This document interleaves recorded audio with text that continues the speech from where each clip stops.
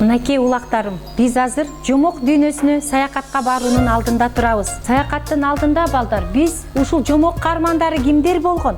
Бизге тарбия берген, бизди дайыма акылдуулукка, эстүүлүккө, боорукерликке, ыймандуулукка тарбияп келген биздин кыргыз ата апаларыбыз, биздин кыргыз эли болгон экен. Ай нуру төгүлгөн алтындай балалык, ай нуру төгүлгөн алтындай балалык.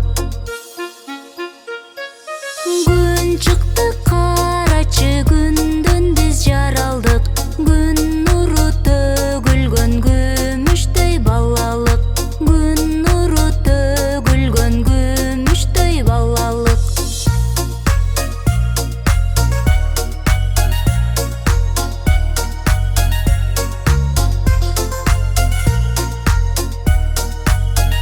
Саламатсыңарбы балдар?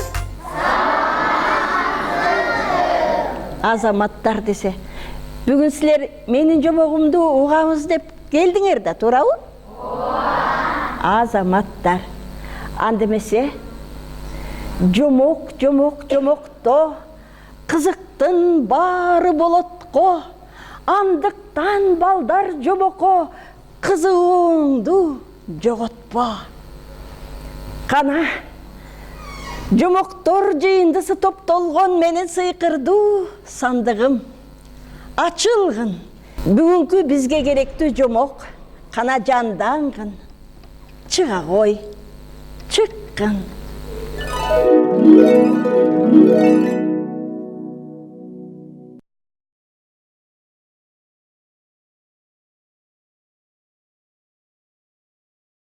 Бүгүнкү сандыктан чыккан жомоктун аты ким күчтүү деп аталат. Бар экен, жок экен. Жер үстүндө аябагандай көп жандыктар жашаган экен. Ошолордун арасында бир чоң жолборстун кичинекей баласы болуптур. Ошол баласы аябагандай тентек экен. Анан тил албай кээде атасына каяша дагы айтып койчу экен. Күндөрдүн бир күнүндө атасы баласы менен жолугушат дагы, атасы мынтип сурайт: "Балам, сен чоңоюп баратасың. Өз тамагыңды өзүң таап жегин", дейт. Бирок жолборстун баласы айтат: "Жок атеке, өзүң эле таап турчу тамакты. Сиз тапкан тамак аябагандай даамдуу болот", дейт. Бирок атасы ой боюна койбой, баласын аңчылыкка үйрөтөт, балдар. Ошентип жүргөн учурда атасы бир күнү баласына мынтип суроо берет: "Балам, дүйнө жүзүндө ким күчтүү?" дейт. Ошондо баласы айтат: "Мен күчтүү эмесмин", дейт. "Сиз күчтүүсүз атаке", дейт. "Анткени сиз катуу чуркайсыз, билегиңиз күчтүү, бийикке секиресиз, сиздин тиштериңиз, тырмактарыңыз узун", дейт. "Апчыганыңызды кое бербейсиз, ошондуктан дүйнө жүзүндө сиз атаке күчтүүсүз", деп айтат. Бирок атасы ага макул болбойт. Атасы мынтип айтат: "Балам, мен дагы кичинекей кезимде сендей болгом, аябагандай тентек болчумун. Анан сендей болуп ойлочумун", дейт. Бирок жер үстүндө жолборстон да күчтүү жандык бар экен. Ал адам деген болот. Эгерде сен адамды капыстан көрүп калсаң, адамга жакындабагын. Сен аны жеңем деп ойлобогун. Адамды көрсөң, дароо артыңды карабай, кылчактабай качып жөнөгүн", дейт. Бирок баягы тентек жолборстун баласы андай кылбайт.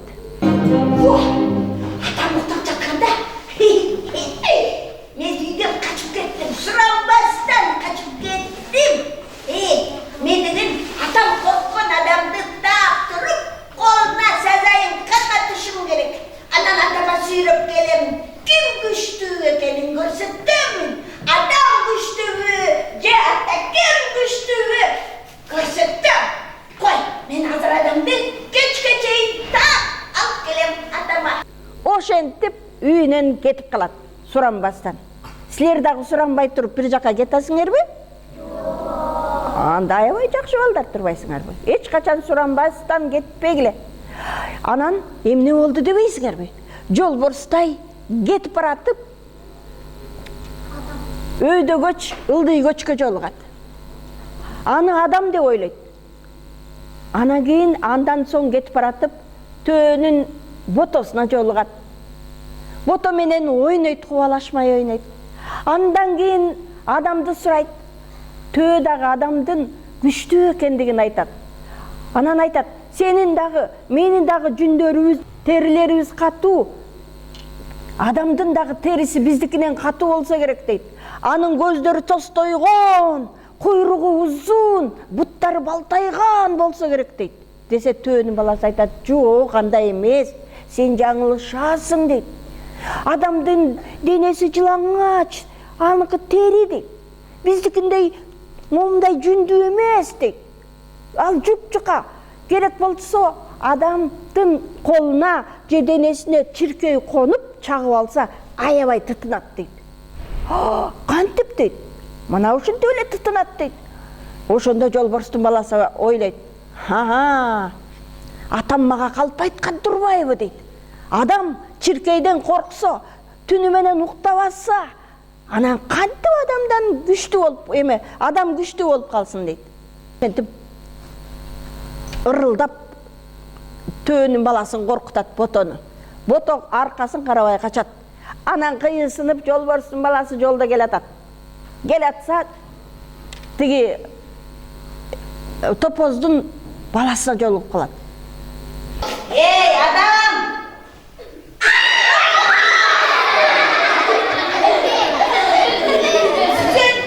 Sen adamsın bu. Men mi? Ey, men adam emasmin. Men degan topoz. Topoz? Daymagan topoz, daymagan topoz. Emne? Sigara içerim. Jalpayna sigara içerim.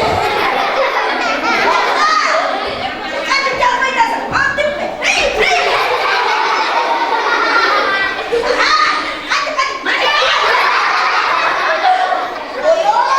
Böyle kıyılma bu.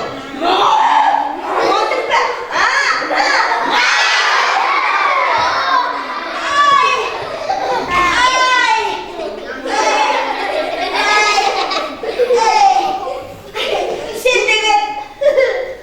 Sen de topozunu sen adam ekensin, adam.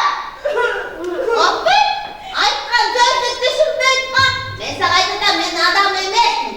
Adamdın iki butu, iki kolu var. Ha menin gördün mü? Dört butum var.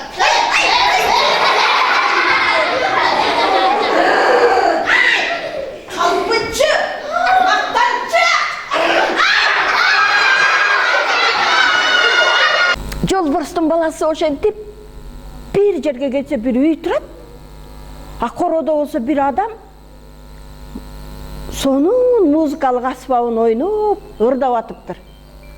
Анан кийин ошол музыкасы жолборстун баласына укмуштуудай жагып калат. Аябай жакшылап караса, бир жандык ошол инструментти ойноп аткан болот. Музыкасы аябай жагып калып, акырын адамга жакындай баштайт. Адам чочуп кетет. Ой, жолборстай, сен буякта эмне кылып жүрөсүң деп айтат. Десе, сиздин музыкаңыз мага жагып калды дейт. Дагы ойноңузчу дейт. Жок, мен ойнобоймун дейт. Мен убактым бүттү, мен кетишим керек дейт. Жок, дагы ойноңузчу, мага аябай жагып калды десе, адам айтат, мейлеми, кичинекей жолборстай экенсиң. Эгерде менин музыкам жагып атса, отур, мен азыр сага кайра ойноп берейин деп, музыкасын ойнойт. Ойногондо ушундай жолборстайга музыка аябай жагып калат. Анан кийин дагы жакшылап көзүн жумуп, жатып алып угуп отурса, жатып алып угуп атса, адам музыкасын бүтөт, ырын бүтөт, жыйнаштырып өзүнүн жумушуна кетейин деп атканда, баягы жолборстай ордунан тура калып ырылдайт.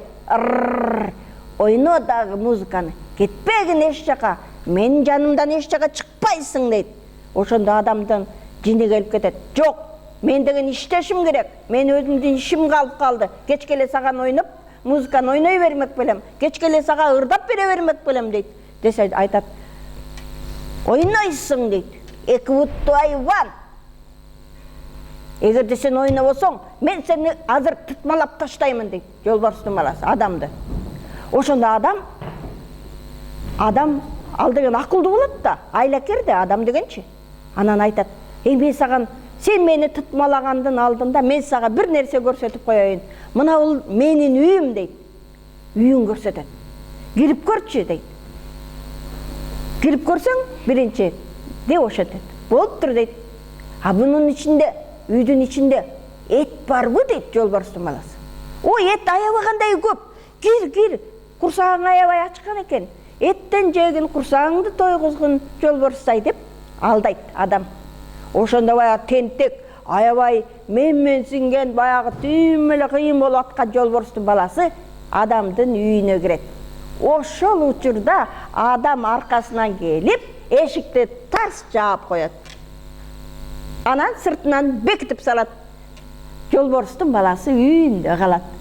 Билдиңерби, үйдүн ичинде калат. Анан эшигин түртүп көрсө, эшик бек. Анан кыйкырат терезеден. Эй, адам! Канакай эт? Сен мага эт аябагандай көп деп айтпадың беле дейт. Десе айтат. Ха-ха, эт деген жайлоодо оттоп жүрөт.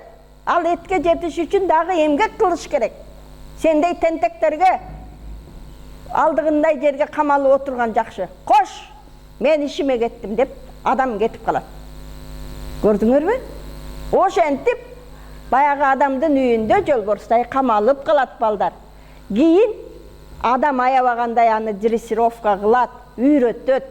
Отун ташыганды үйрөтөт, суу ташыганды үйрөтөт, коро шыпырганды үйрөтөт, эмгектенгенде үйрөтөт, тил алчаактыкка үйрөтөт, китеп окуганга үйрөтөт.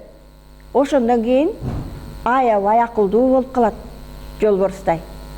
Кийин аны клеткага, капаска салып коет. Бутуна кишенди салып, качып кетпесин деп. Ошондо жолбарыстай бир күнү ыйлап отурса, баягы бото келип калат. Төөнүн баласычы. Төөнүн баласы келип айтат. Баягыда экөөбүз ойноп отук беле? Сен эмне ыйлап отурасың дейт. Капастын ичинде. Десе, ал айтат. Көрдүңбү, адам менин бутума чынжыр салып койду. Мен капастан чыга албайм деп ыйлайт. Мен тентек кылгам да, ошончу мени мынтип эметип койду, камап койду адамды бала, адам дейт. Дегенде айтат. Экөөбүз доспуз, мен сага жардам берем, коркпогун дейт. Мен билесиңби, мен аябай кандай күчтүүмүн дейт. Азыр чуркап келип сенин капасыңды тоголотуп таштасам, сен бошоп каласың, анан үйүңө качып кетесиң дейт. Болуптур дейт. Эко тентектик кылганга аракет кылып, баягы жерден бото жардам берейин деп, эне чуркап барып келип туруп баягы капасты тебейин деп атканда, аңгыча адам үйүнөн чыга калат. Эй, ким бул жакта? Эмне эле ызы чуу болуп атасыңар? Деп ботону көрүп калып, эй бото, сен буякта эмне кылып жүрөсүң я? Десе, бото айтат. Адам байке, мени кечирип коюңузчу. Мен досумду капаска камап коюп турсуз, чыгарып коюңузчу. Ал жакшы. Ал деген акылдуу, ал деген менин досум дейт. Экөөбүз көп ойногонбуз баягыда дейт. Кантип жолбарыс менен бото дос. Кантип ошондой болсун дейт. Ошондо жолбарыстын баласы айтат. Адам байке, мени кечирип коюңузчу. Мен экинчи тентек болбоймун. Мен экинчи атамдан суранбай эч жака кетпеймин. Дайыма сиздин тилиңизди алып жүрөм. Мени кое бериңизчи. Деп ошентет. Ошондо адам айтат. Демек, жолбарыстай сен эми акылыңа кирген экенсиң. Момдип бото досуң келип сени куткарам деп атса, сен дагы кечирим сурап жатсаң, мен мындай капастан бошотконго акылуумун. Кана эмесе жолбарыстай чыккын деп баягы капастын ачкычын ачып, капастан чыгарганда жолбарыстай чуркап чыгып, ботону кучактайт. Бото досум, рахмат сага. Сен болбогондо мени эч качан адам байке чыгарбайт эле капастан. Сен менин чыныгы досумсуң дейт. Мен досчулукту бекем сактаймын дейт. Дегенде айтат, ооба мен дагы сени менен дос болгум келет дейт. Ошентип анан кийин жолборстай адамдан кечирим сурайт. Анан мынтип айтат жолборстай, адам байке, мен атакемди аябай сагындым. Атама тоого кетсем болобу дейт. Дегенде адам айтат, албетте болот. Сенин атаң сени дагы сагынды. Тоо таштардын арасында атаң сени күтүп жатат. Бара кой, анда сен бошсуң жолборстай, жөнөгүн дейт. Ошондо жолборстай чуркаган бойдон тоону көздөй жөнөйт. Кетип баратат. Атаке, мен сага бара жаттам. Мен сени сагындым. Атаке. Атаке! Мен сизге бара жаттым! Атаке!